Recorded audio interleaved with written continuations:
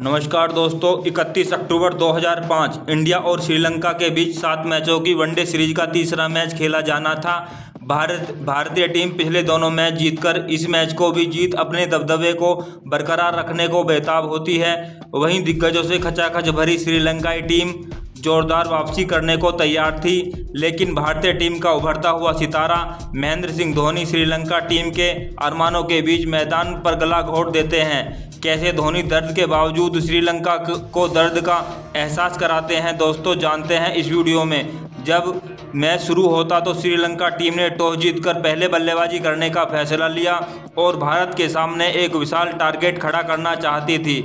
इसके लिए कुमार संगाकारा और सनक जयसूर्य पारी की शुरुआत करते हैं। मैच के पहले ओवर की लास्ट बॉल पर कुमार संगाकारा ने इरफान पठान को चौका जड़ अपने मंसूबे जाहिर कर दिए। उसके बाद दूसरे ओवर की चौथी गेंद पर एक और शानदार चौका मार दिया, लेकिन अगले ओवर की पहली बॉल जयसूर्य के बल्ले का किनारा लेकर चौके के लिए चली जाती है। दोनों बल्लेबाज आउट होने से बाल बाल बचते रहे, लेकिन आउट नहीं होते दोस्तों। छठा ओवर अजीत अगरकर लेकर आते हैं। उनकी तीसरी गेंद पैड पर लगती है, फिर चौथी गेंद भी पैड पर लगती है। जोरदार अपील होती है, लेकिन एम्पायर पर कोई फर्क नहीं पड़ता। उसके बाद पांचवी गेंद जयसूर्य के बल्ले से लगकर स्टंप पर जा लगती है। श्रीलंका को पहला झटका 31 रन पर लगता है। उसके बाद कुमार संगाकारा ने अत्तापत्तू के साथ मिलकर स्कोरबोर्ड को आगे बढ़ाया। ये जोड़ी और भी खतरनाक होती कि 77 के स्कोर पर जेपी यादव ने अत्तापत्तू को धोनी के हाथों कैच करा दिया। शुरुआती 20 ओवरों में भारतीय टीम श्रीलंकाई बल्लेबाजों पर बुरी तरह दबाव बनाकर रखते हैं। इन्होंने 49 गेंद खेलकर मात्र 17 रन बनाए। उसके बाद जयवर्धने मैदान पर आते हैं और आते ही एक शानदार चौका लगाते हैं। ये दोनों मिलकर लगातार शॉट लगाते रहे और स्कोरबोर्ड को धीरे धीरे आगे बढ़ाया। उसी बीच संगाकारा ने सिंगल रन के साथ अपने 50 रन पूरे कर लिए दोस्तों। श्रीलंका टीम का अभी रन रेट काफ़ी कम था। उसके बाद तो विकेटों का सूखा पड़ने वाला था, क्योंकि दोनों बल्लेबाजों ने तेजी से रन बनाने शुरू कर दिए। कभी सूझबूझ से रन बनाते तो कभी आक्रामक रवैया अपनाते। हर गेंदबाज का वही हाल करते जो श्रीलंकाई बल्लेबाज चाहते। लेकिन वीरेंद्र सहवाग के एक ओवर में राहुल द्रविड़ ने जयवर्धने का एक कैच छोड़ दिया। उधर संगाकारा तेजी से अपने शतक की ओर बढ़ने लगे, तो वहीं जयवर्धने ने अपनी अर्धशतक पूरा कर लिया। श्रीलंका टीम का स्कोर 37 ओवर 170 रन, मात्र 2 विकेट गंवाए थे। अब टीम को एक बड़ा टारगेट खड़ा करने के लिए नींव रखी जा चुकी थी।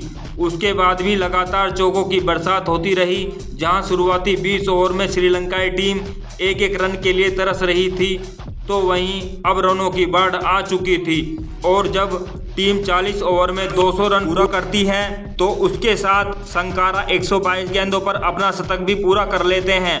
और अब तेजी से रन बनाने के चक्कर में जयवर्धने आउट हो जाते हैं। जयवर्धने ने शानदार 71 रनों की पारी खेल अपनी टीम को मुश्किलों से बाहर निकाला, क्योंकि दोनों के बीच 151 रनों की पार्टनरशिप हो गई थी। अब क्रीज पर दिलशान आते हैं और दिल खोलकर बल्लेबाजी करते हैं, लेकिन उसके बाद संगाकारा तो दिलशान से दिल मिलाकर बल्लेबाजी कर रहे थे और रुकने का नाम नहीं ले रहे थे।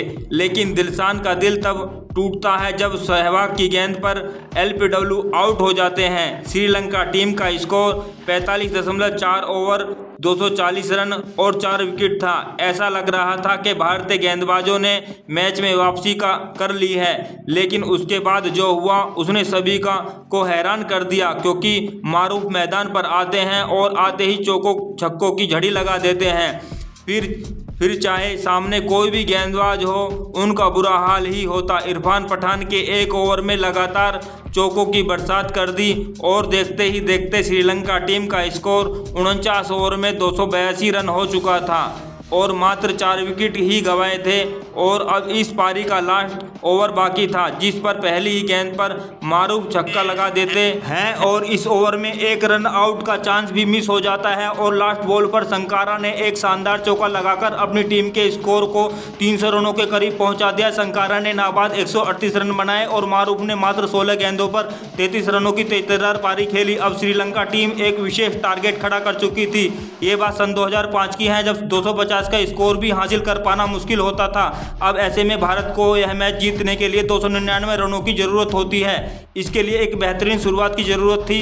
भारतीय टीम की तरफ से सचिन तेंदुलकर और वीरेंद्र सहवाग पारी की शुरुआत करते हैं। मैदान पर आते हैं जब इंडावाला की पहली ही गेंद को वीरेंद्र सहवाग ने अपने अंदाज में बाउंड्री के लिए भेज देते हैं।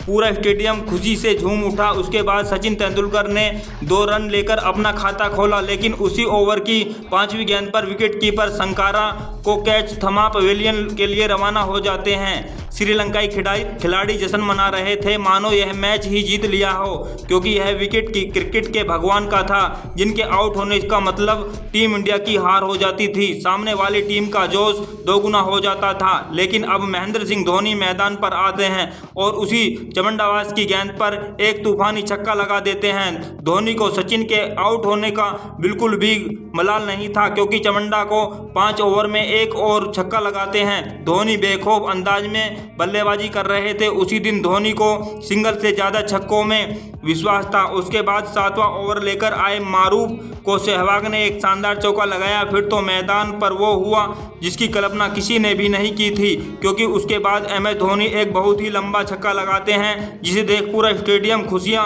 मनाने लगता है, क्योंकि सचिन तेंदुलकर अभी अभी आउट हुए थे और धोनी ऐसे बेखौफ बल्लेबाजी कर रहे थे। यह देख श्रीलंकाई गेंदबाजों को भी विश्वास नहीं हो रहा था कि हमने सचिन तेंदुलकर का विकेट लिया है।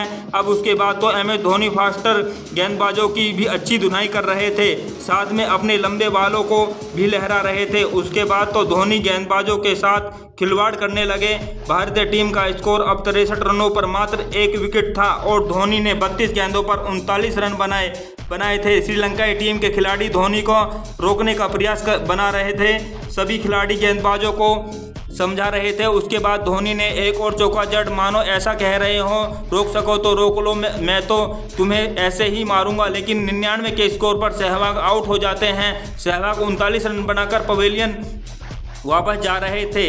लेकिन दोस्तों, धोनी को इन सब से कहाँ फर्क पड़ने वाला था। धोनी आगे लिकट कर खेलते रहे। उसके बाद धोनी के पैरों में खिंचाव आ जाता है, लेकिन धोनी तो धोनी है।